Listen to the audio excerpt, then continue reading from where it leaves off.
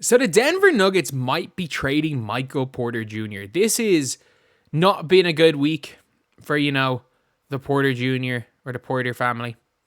Does not seem like it's been the greatest week because, first of all, it's looking like his brother is going to get sentenced, and which isn't obviously good.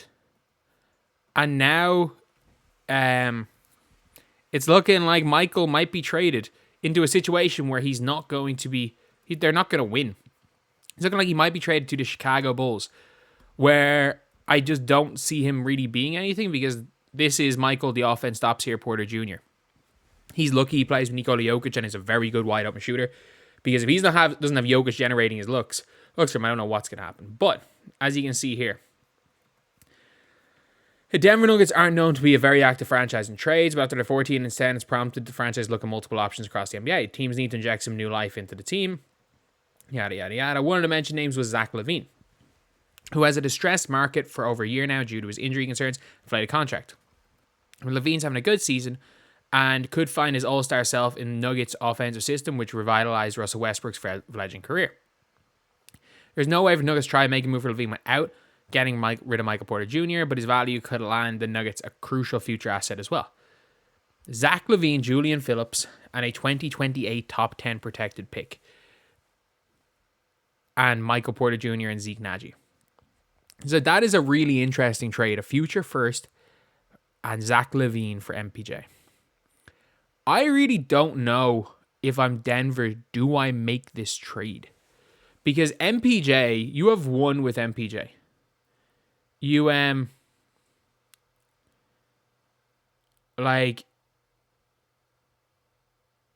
genuinely, you might be worse with Zach LaVine than Michael Porter Jr. And, the Bulls have not been great this year. They've been okay. They've honestly been okay.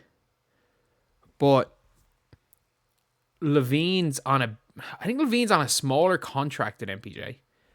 And it's not like he's averaging 21.7 points per game for a pretty bad Bulls team.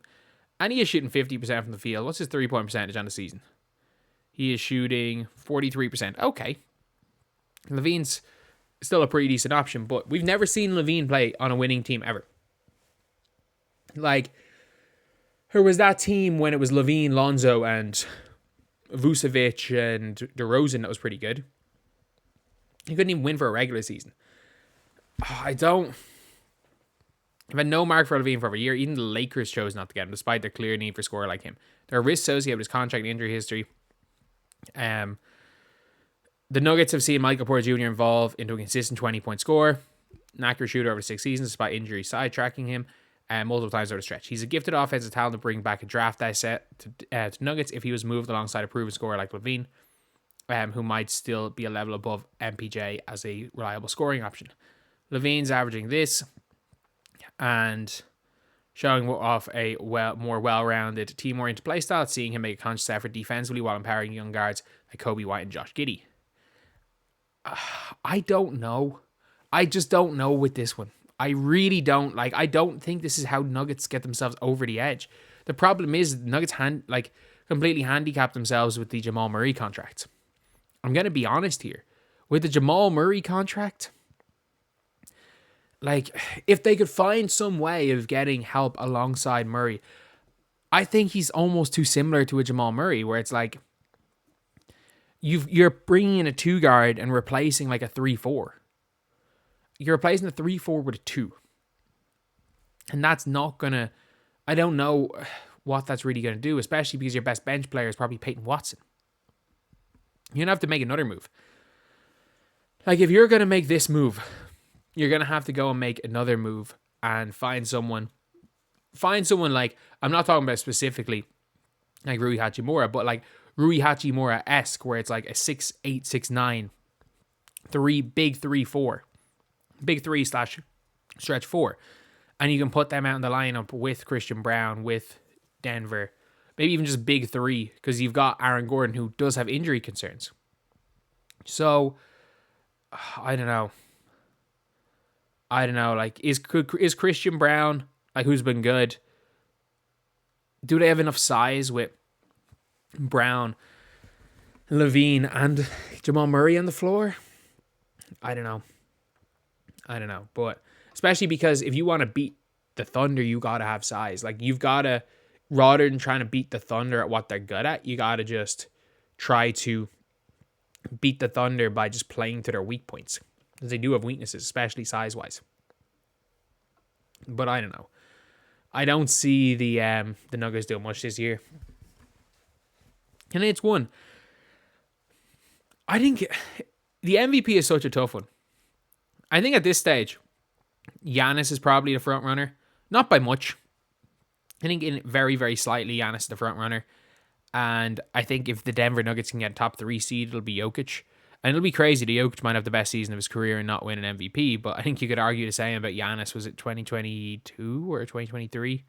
Where Giannis arguably had the best season of his career and didn't win an MVP.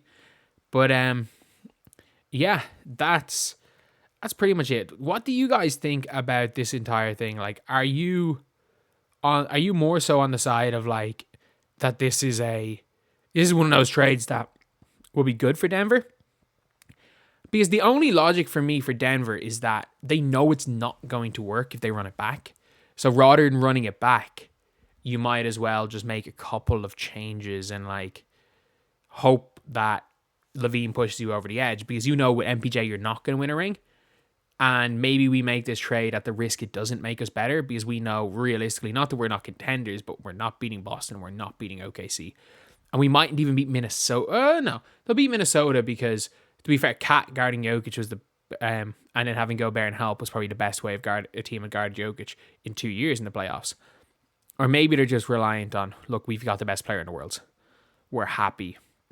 We're happy to just kind of go out with whatever, because we know we've got the single best player and most devastating force in the sport of basketball.